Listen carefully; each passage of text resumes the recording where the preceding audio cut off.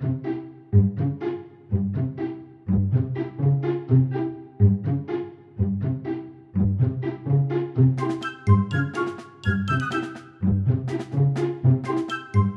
dan malam, Bu Fani, kami dari kelompok Sunshine izin mempresentasikan hasil tugas kami yang berjudul tugas Project Business Intelligence pengembangan sistem BI berbasis Power BI untuk bisnis proses manajemen, analisis produk, pelanggan, dan penjualan retail. Untuk penjelasan berdasarkan pendahuluan akan dimulai dari teman kami. Baik, perkenalkan nama saya Charles Melvin. Di sini saya akan menjelaskan bab satu pendahuluan, di mana di sini dimulai dari latar belakang. Jadi di era digital dan globalisasi ini persaingan bisnis itu semakin ketat dan kompleks, apalagi itu di berbagai sektor dan termasuk di bidang e-commerce. Kemudian bisnis intelligence sendiri itu hadir sebagai solusi utama berupa teknologi, proses, dan metodologi untuk mengubah data mentah menjadi informasi bernilai guna, mendukung pengambilan keputusan yang lebih cerdas dan tepat sasaran. Kemudian di dalam konteks industri retail, BI ini yang memberikan peluang untuk memahami pola belanja konsumen, kemudian mengelola inventaris secara efisien, kemudian menentukan promosi yang relevan, dan meningkatkan pengalaman pelanggan. Dan mungkin sementara di sektor e-commerce sendiri, BI itu memungkinkan perusahaan mengoptimalkan efisiensi operasional, memahami distribusi pendapatan, meningkatkan loyalitas pelanggan, dan mendukung efisiensi logistik. Kemudian salah satu case yang kami ambil adalah Target Corporation yang merupakan salah satu retailer terkemuka di Amerika Serikat dan sebuah brand global yang diakui. Jadi di sini kami eh, mengambil case Target itu Target Corporation itu mengoperasikan bisnis di Brazil dan mencatat lebih dari 100.000 transaksi antara tahun 2016 hingga 2018. Nah, kemudian analisis data menggunakan BI ini dapat membantu target memahami pola pembelian pelanggan, mengidentifikasi tren pasar, dan mengantisipasi kebutuhan pelanggan berdasarkan lokasi geografis serta periode waktu tertentu. Di sini juga kami membuat dashboard BI yang di mana itu menjadi alat penting dalam penerapan BI karena mampu memberikan visualisasi data yang terintegrasi dan juga interaktif. Di sini juga kami memiliki rumusan masalah, yaitu bagaimana BI ini dapat memahami target, memahami pola dan tren pembelian pelanggan di Brazil berdasarkan data operasional dari tahun 2016 hingga 2018. Kemudian poin kedua, apa saja faktor-faktornya. Kemudian ketiga, bagaimana analisis dan ulasan pelanggan dapat digunakan untuk meningkatkan kualitas produk dan layanan target di Brazil. Kemudian poin keempat adalah bagaimana target dapat memanfaatkan BI ini untuk mengoptimalkan strategi pemasaran, penentuan harga, peningkatan pengalaman belanja pelanggan di Brazil. Kemudian poin kelima itu adalah apa saja keputusan strategis yang dapat diambil target berdasarkan hasil analisis data dari status pesanan, harga lokasi pelanggan, dan atribut produk. Kemudian setelah itu kami juga memiliki tujuan proyek di mana ini bertujuan untuk membuat dashboard interaktif menggunakan Power BI sebagai alat utama dalam visualisasi dan analisis data operasional target di Brazil selama periode 2016 hingga 2018. Kemudian manfaat proyek ini juga ada beberapa poin, yaitu pertama di bagian bagi manajemen itu adalah memberikan alat visualisasi yang intuitif dan real time untuk memantau kinerja bisnis, kemudian menyediakan laporan yang dapat diakses dengan mudah. Kemudian bagi tim operasional itu membantu mengidentifikasi hambatan dalam proses pengiriman dan pembayaran melalui visualisasi data yang mudah dipahami. Kemudian memungkinkan pengoptimalan proses operasional. Kemudian di poin ketiga ada bagi tim pemasaran, di mana itu mendukung pengembangan kampanye pemasaran yang lebih terarah, kemudian mengidentifikasi segmentasi pelanggan dengan lebih mudah. Kemudian bagi perusahaan sendiri itu menghadirkan solusi bisnis intelligence yang modern dan scalable melalui BI untuk meningkatkan efisiensi dan daya saing di pasar retail Brazil. Kemudian poin paling terakhir adalah bagi mahasiswa ini memberikan pengalaman praktis yang mendapatkan BI menggunakan Power BI termasuk pengolahan, kemudian visualisasi dan analisis data retail. Kemudian poin kedua adalah meningkatkan pemahaman tentang penggunaan data, kemudian terakhir adalah meningkatkan kemampuan analisis berpikir kritis dan keterampilan teknis dalam penggunaan alat BI modern seperti Power BI. Kemudian batasan masalahnya di sini ada beberapa poin di mana kami menentukan periodenya antara 2016 sampai 2018. Kemudian datasetnya itu digunakan hanya mencakup data internal saja seperti pesanan, pengiriman dan lain sebagainya. Kemudian proyek ini menggunakan Power BI sebagai alat utama untuk visualisasi data. Kemudian data historis digunakan sebagai dasar analisis. Kemudian kualitas hasil analisis dipengaruhi oleh kualitas dataset. Kemudian dashboard yang dikembangkan berfokus pada penyajian data yang sudah tersedia tanpa mencakup proses pengolahan data yang kompleks.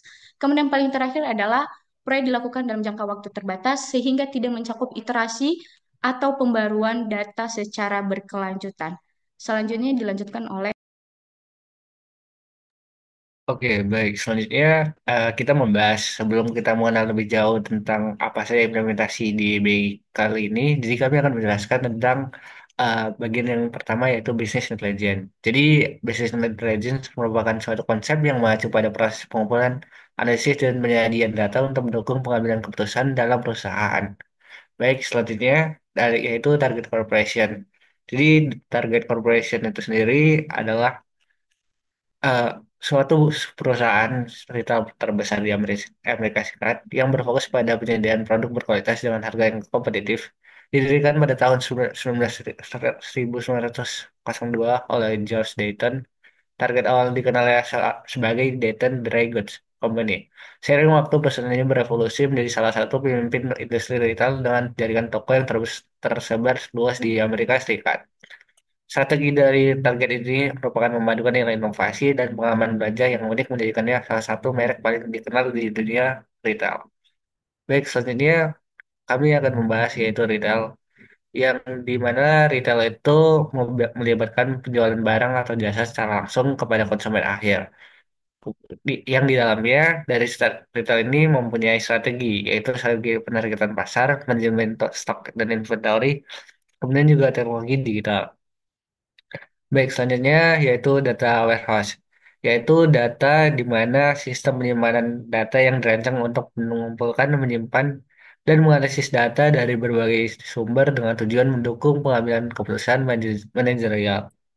Baik, selanjutnya ada skema constellation, di mana skema ini juga dikenal sebagai skema galaksi, yang merupakan salah satu model dalam desain data warehouse analisis eh, yang mengintegrasikan beberapa tabel fakta yang berbagi tabel dimensi. Baik, selanjutnya yaitu ada ETL, yaitu merupakan singkatan dari Extract Transform Load, adalah proses penting dalam pengolahan data yang digunakan mengintegrasikan data dari berbagai sumber ke dalam satu penyimpanan yang terpusat seperti data warehouse.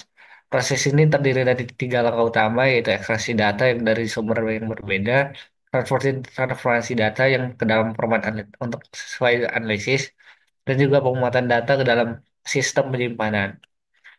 Baik, selanjutnya ada segmentasi pasar. Jadi segmentasi pasar merupakan strategi dalam pemasaran yang bertujuan untuk membagi pasar yang heterogen menjadi kelompok-kelompok konsumen yang lebih homogen berdasarkan karakteristik tertentu sesuai kebutuhan, preferensi, atau perilaku.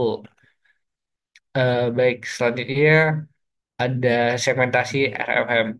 Jadi segmentasi RFM yaitu singkatan dari resensi frekuensi monetary adalah metode yang digunakan untuk mengelompokkan pelanggan berdasarkan tiga kriteria utama yang menggambarkan pelaku pembelian mereka, yaitu dari resensi sendiri mengacu pada waktu terakhir pelanggan melakukan pembelian. Kemudian ada frekuensi mengukur seberapa sering pelanggan melakukan pembelian dalam periode tertentu.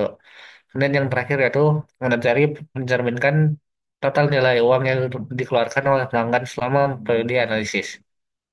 Baik, yang terakhir yaitu segmentasi geografis. Segmentasi geografis dibagi atas menjadi unit geografis yang berbeda, seperti dari tingkat negara, wilayah, kota, atau lingkungan. Yang pendekatan ini memungkinkan perusahaan untuk menyelesaikan strategi pemasaran mereka berdasarkan karakteristik lokal dan kebutuhan spesifik dari konsumen di setiap lokasi. Baik, itu saja. Selanjutnya akan dilanjutkan oleh teman saya.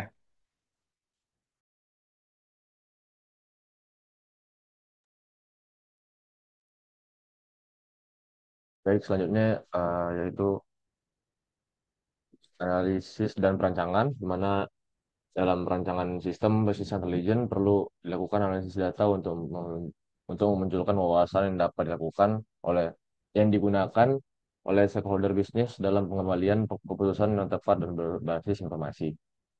Adapun deskripsi datanya yang antara lain ada tabel pelanggan dengan uh, kolom sebagai berikut. Selanjutnya penjual, item pesanan, sinyal pesanan juga, geolokasi, dan pembayaran, dan terakhir produk. Kemudian di sini ada perancangan berbasis data atau ERD, di mana data yang dikumpulkan merupakan data set online, transaction, processing atau LTP dari suatu bisnis retail yang berasal dari Kaggle. Kemudian eh, basis data LTP terdiri dari sekitar 100.000 baris dan 46 kolom data.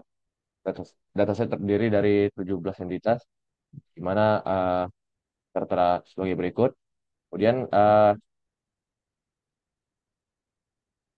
dan berdasarkan analisis yang dilakukan agar skema dalam sistem BI hasil transformasi skema OLTP menjadi OLFP menghasilkan skema dengan dua tabel fakta dan 6 tabel dimensi. Tabel fakta terdiri dari fakta penjualan, order, fakta pembayaran, sedangkan tabel dimensi terdiri dari dimensi pelanggan, produk, penjual, geografis, waktu, dan pembayaran. Fakta pembayaran mencakupi semua transaksi yang dilakukan seperti cicilan, sedangkan dimensi pembayaran mendeskripsikan metode pembayaran seperti kartu debit, kartu kredit, dan tunai. Kemudian di sini ada proses ETL, di mana dataset yang dikumpulkan juga dari OLTP dan juga dari Kaggle. Dataset memiliki rekaman data yang termasuk data transaksional, data geografis dan pelanggan, detail produk, dan rekaman penjualan. Untuk mempermudah analisis, skema data OLTP diubah menjadi bentuk yang cocok untuk digunakan dalam OLTP atau Online Analytics Processing, yaitu skema data warehouse. Skema yang dipilih adalah constellation skema karena dataset OLTP terdiri dari berbagai entitas dan proses bisnis yang tidak mudah digabungkan menjadi star skema. Kemudian di sini proses uh, ETL dengan Python, yang pada awalnya dilakukan menggunakan Python di environment Google Colab dengan memanfaatkan library seperti Pandas dan manipulasi data. Data pertama diimpor melalui command line interface pada virtual machine, kemudian dimuat dalam sebuah variabel data frame untuk diolah lebih lanjut. Beberapa tabel seperti produk, customer, seller, dan payment tidak mengalami modifikasi signifikan, sehingga tidak dijelaskan secara detail dalam proses ini. Pada tabel geolocation, lakukan proses penghapusan duplikasi data berdasarkan kode POS. Meskipun terdapat kode POS yang sama dengan perbedaan kecil dan pada nilai longitude dan latitude, perbedaan tersebut dianggap tidak bermakna, sehingga dihapus untuk menjaga konsistensi data.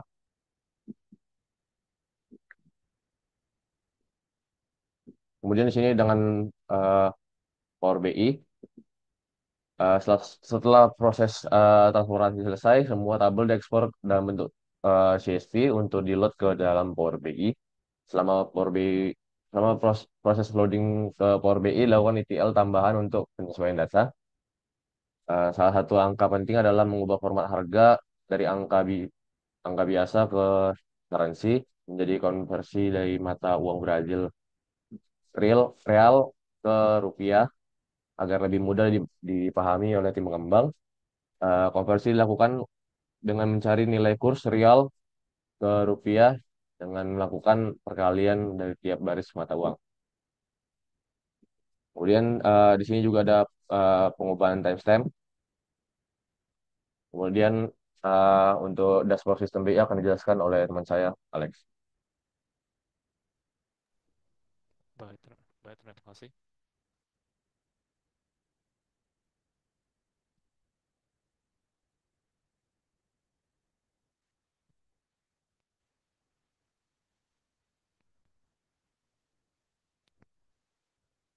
Oke, baik. dalam sistem Power BI yang telah kita bangun dari sistem data warehouse yang telah kita formatkan terdapat 4 halaman. Pertama ada halaman sales. Halaman sales ini kita gunakan untuk sebagai salah satu bentuk business process management. Di sini kita dapat melihat 2 KPI utama dari perusahaan, yaitu penjualan tahunan dan pendapatan tahunan. Dapat dilihat penjualan tahunan ini sudah mencapai 53.000 penjualan dan sudah mencapai sekitar 240 juta rupiah dalam pendapatan yang mencapai KPI yang telah kita tentukan dari pendapatan tahun-tahun lalu yang kita kalikan dengan 10 sampai 15%. Lalu dapat dilihat juga kita memformatkan semua penjualan dan pendapatan menjadi bentuk visual seperti bar chart di bawah, di mana kita memformatkan pendapatan per bulan dan pendapatan per hari berdasarkan kategorinya juga. Dapat dilihat dari pendapatan per bulan. Pendapatan ini dibagi menjadi pendapatan dilakukan pada tiap bulan dan pendapatan per hari dibagi pada tiap hari dalam suatu minggu. Kemudian kita juga memformatkan semua penjualan menjadi jam-jamnya tersendiri sehingga kita dapat mengetahui rush hour atau waktu di mana sebagian besar penjualan terjadi. Dan kita juga semua halaman dilengkapi dengan slicer, yaitu suatu fitur yang memungkinkan kita untuk memilih data dari suatu kriteria tertentu. Contohnya kita membagi dengan berdasarkan segmentasi pelanggan seperti loyal customers, kita dapat melihat mereka pendapatan di loyal customer berasal di bulan berapa dan hari apa dan pada kategori apa. Dan juga dapat membagi berdasarkan kategori produk seperti produk audio biasanya dibeli pada jam berapa atau pada hari apa dan bulan apa. Kita juga dapat membagi berdasarkan waktu seperti tahun, bulan, tanggal, dan hari. Selanjutnya ada halaman produk. Halaman produk kita melampirkan tabel singkat yang berisi ID produk, kategorinya, dan penjualnya. Dan kita juga memaparkan 2 KPI utamanya, yaitu jumlah produk yang terjual pada tahun ini, yaitu sekitar 100.000 produk berbeda yang mencapai melebihi threshold yaitu sekitar 80.000 produk berbeda. Kita tahu bahwa dalam dataset ini kita menjual sekitar 33.000 produk berbeda dengan kategori terpopuler berupa bed table bath, health beauty, sport leisure, computer accessory, furniture decoration, dan houseware. Sedangkan kategori yang perlu promosi ini yang kita lihat dari pendapatan ini karena saking tidak laris atau tidak populer dan mungkin perlu dipromosikan atau perlu dipertimbangkan oleh stakeholder. Dia juga mendapatkan slicer dengan kategori produk, segmentasi pelanggan, namun kita juga mendapatkan slicer uh, untuk geografis. Jadi kita bisa memilih provinsi atau kota. Jadi sehingga stakeholder dapat mengetahui data yang relevan dengan geografi tertentu. Contohnya produk apa yang paling populer kota di uh, di kota Sao Paulo contohnya atau Allegretti ini. Kemudian kita juga memiliki tiga pie chart, yaitu kita membagi penjualan per kategori, pendapatan per kategori, dan jumlah produk per kategori, sehingga dapat diketahui produk apa yang paling banyak dibeli, tapi ada juga produk apa yang paling banyak menghasilkan keuntungan untuk perusahaan, dan sebaliknya jumlah kategori apa yang memiliki produk terbanyak yang dijual oleh perusahaan. Itu kami juga memaparkan produk-produk tersendiri yang terlaris, halaman pelanggan, di mana kita bisa melihat di sebelah kiri ada 2 tabel untuk pelanggan yang paling setia atau loyal dan pelanggan yang perlu promosi atau tidak loyal. Ini kita berdasarkan total pembelian dan faktor-faktor lain seperti lisensi dan frekuensi. Berarti pelanggan yang paling setia ada pelanggan F48D dan ada yang memiliki total pembelian hampir 18 juta rupiah.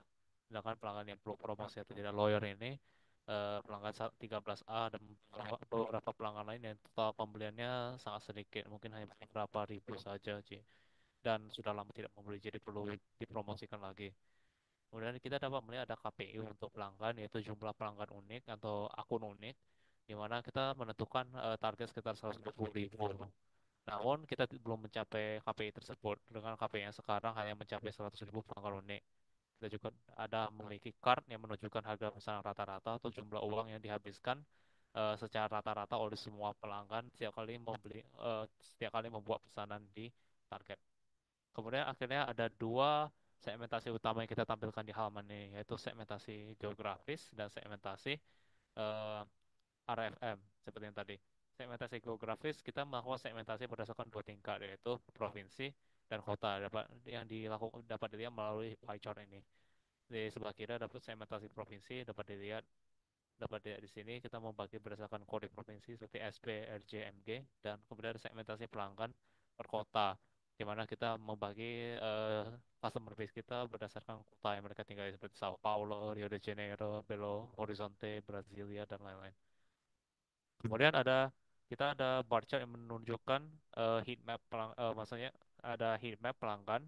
Dapat dilihat sebagian besar pelanggan berasal dari sisi timur Amerika Selatan atau di sekitar sisi timur Brazil. Dan akhirnya kita melakukan segmentasi RFM yang dilakukan dengan mengkalkulasikan skor recency, frekuensi, dan monetary dari data pelanggan. Recency dihitung dari seberapa kapan transaksi terakhir dengan perusahaan. Frekuensi dihitung dengan berapa banyak jumlah pesanan yang dia buat, dan monetary dihitung dari total pembelian yang pelanggan itu lakukan.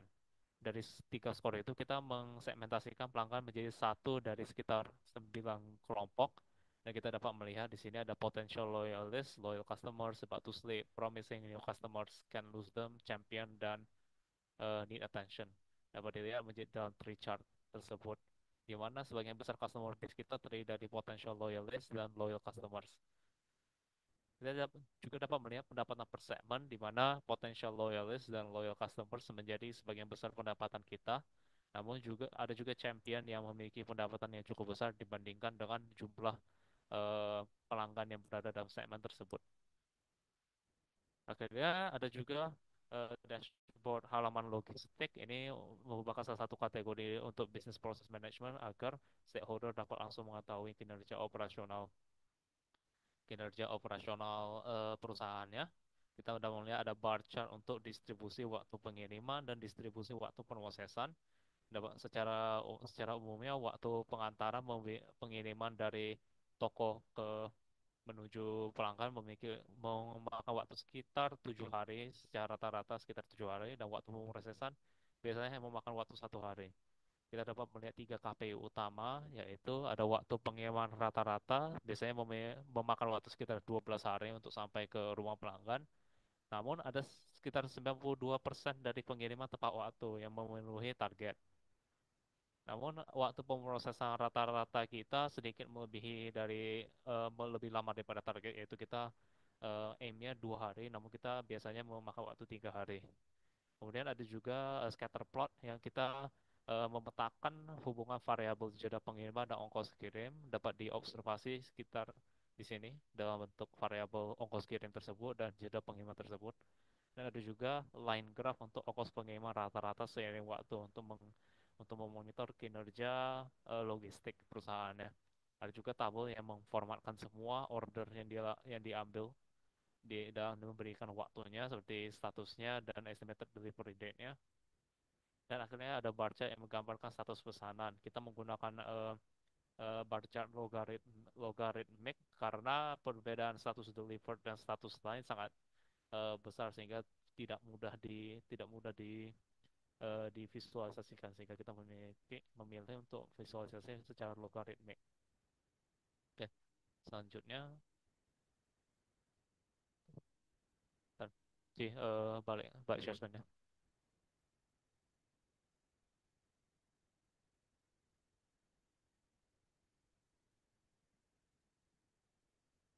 Oke.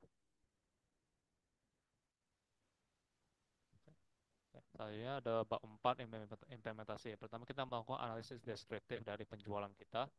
Kita melihat dari data yang diperoleh bahwa penjualan cenderung mencapai puncaknya pada kuartal pertama dan kedua setiap tahun, dan puncak tertinggi terjadi pada bulan Agustus. Namun terdapat penurunan signifikan pada kuartil ketiga dan keempat, sehingga kita mengindikasikan ada pola musiman. Sebagian besar pelanggan membeli di awal tahun fiskal, sehingga kita dapat ini mengungkapkan suatu peluang atau kesempatan untuk merancang strategi pemasaran lebih efektif, seperti menekankan strategi pemakaran secara gencar di bulan Agustus. Selain itu, distribusi waktu penjualan juga menunjukkan bahwa sebagian besar transaksi terjadi antara pukul 10 pagi hingga 12 malam. Volume penjualan tertinggi terjadi pada awal minggu. Pola ini menunjukkan ada jam hari tertentu yang lebih produktif untuk perusahaannya, sehingga promosi dapat difokuskan pada waktu tersebut sehingga dapat menangkap waktu mata konsumen dan meningkatkan return on investment dari seksi pemasaran. Kemudian kita mengidentifikasi produk populer. Kita melihat dari analisis deskriptif kategori produk yang unggul meliputi tempat tidur dan mebel, kesehatan kecantikan, dan peralatan olahraga. Produk ini memberikan kontribusi signifikan terhadap pendapatan perusahaan. Sebaliknya, ada kategori produk yang memiliki performa rendah seperti CD music, asuransi, dan peralatan dapur portable. Produk ini menunjukkan tingkat penjualan yang rendah dan perlu dievaluasi oleh stakeholder. Apakah kategorinya perlu dihapuskan atau perlu dilakukan promosi agar meningkatkan tingkat penjualan mereka. Namun, kita juga melihat dari analisis popularitas suatu produk atau seberapa banyak sering dibeli tidak selalu berbanding lurus dengan kontribusi produk tersebut dengan pendapatan. Contohnya, kategori kesehatan dan kecantikan memberikan kontribusi besar terhadap pendapatan meskipun tidak menjadi kategori terpopuler dari seluruh perusahaan. Nah, itu kita melakukan segmentasi pelanggan. Segmentasi dapat kita lakukan dengan pendekatan RFM untuk mengidentifikasi kelompok pelanggan berdasarkan perilaku pembelian. Contohnya, pelanggan yang paling loyal dan menghabiskan banyak uang termasuk dalam kategori champions dengan transaksi terbaru, frekuensi tertinggi, dan kontribusi pendapatan terbesar. Loyal customer juga mencakup pelanggan yang secara konsisten melakukan pembelian dan memiliki hubungan kuat dengan bisnis. Di sisi lain, kita juga mengidentifikasi kategori pelanggan yang kurang loyal seperti about to sleep, atau yaitu pelanggan yang sudah sering jarang melakukan transaksi, dan at risk yang menunjukkan penurunan signifikan dalam frekuensi pembelian dan ada resiko untuk keluar dari customer base perusahaan tersebut. Identifikasi kategori ini kita gunakan untuk merancang strategi pemasaran yang tepat, seperti pemasaran yang digunakan, promosi dan pemasaran yang kita dapat gunakan untuk mempertahankan pelanggan loyal dan champion, dan strategi promosi terhadap pelanggan yang sudah mau, yang about to sleep atau sudah mau keluar dari customer base kita untuk mempertahankan mereka dan meningkatkan retensi. Nah, itu kita juga melakukan segmentasi geografis yang menunjukkan sebagian besar pelanggan berpusat di 3 provinsi di sisi timur Brazil, yaitu Sao Paulo, Rio de Janeiro, dan Minas Gerais.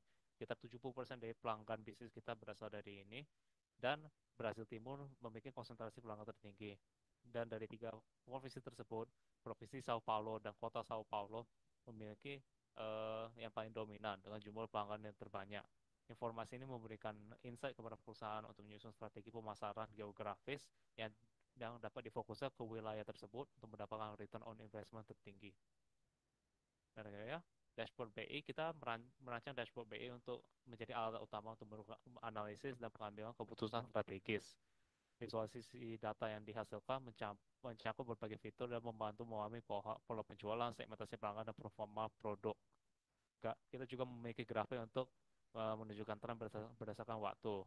Kemudian segmentasi pelanggan kita visualisasikan menggunakan diagram pohon yang memetakan kelompok pelanggan berdasarkan model RFM. Kita juga menggunakan heat map untuk menunjukkan distribusi geografis pelanggan.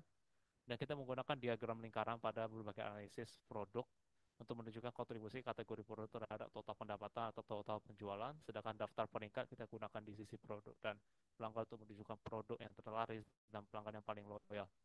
Dengan visualisasi yang intuitif dan informatif, kita berharap dashboard BI ini dapat mendukung pengambilan keputusan yang lebih baik di sisi stakeholder. Selanjutnya saya serahkan kepada teman saya.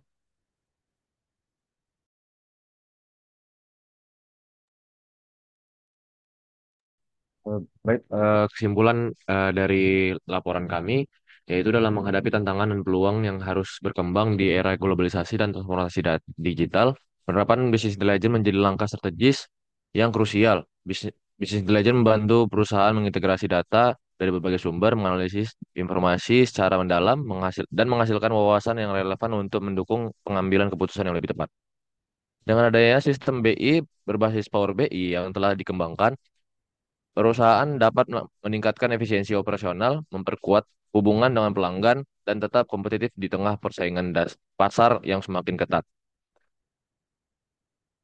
Untuk sarannya yaitu untuk memastikan implementasi business intelligence BI yang optimal, perusahaan perlu mengambil langkah strategis yang berfokus pada pemanfaatan teknologi dan pengembangan sumber daya manusia. Pertama, pelatihan karyawan yang memadai sangat penting untuk memastikan kemampuan mereka dalam menggunakan dan menginterpretasikan data BI secara efektif. Keterlibatan seluruh tim dalam proses adaptasi teknologi ini akan meningkatkan efektivitas pemanfaatan BI dalam mengambil keputusan sehari-hari. Kedua, perancangan antarmuka pengguna BI harus disesuaikan dengan kebutuhan spesifik perusahaan agar informasi yang disajikan relevan dan mudah dipahami oleh berbagai pihak. Hal ini akan membantu memaksimalkan manfaat dari sistem BI. Ketiga, perusahaan sebaiknya terus melakukan evaluasi dan pembaruan terhadap sistem BI agar tetap relevan dengan kebutuhan bisnis yang terus berkembang. Pengintegrasian data eksternal seperti tren pasar dan data kompetitor juga dapat memberikan wawasan yang lebih luas untuk mendukung strategi bisnis yang lebih proaktif. Dengan memperkuat aspek-aspek ini, implementasi bisnis intelijen akan memberikan dampak positif yang signifikan bagi operasional perusahaan, meningkatkan efisiensi, dan memperkuat daya saing di pasar global. Mungkin sekian dari kami. Bila ada kesalahan, kami mohon maaf. Eh, Assalamualaikum warahmatullahi wabarakatuh. Selamat pagi, siang, dan malam.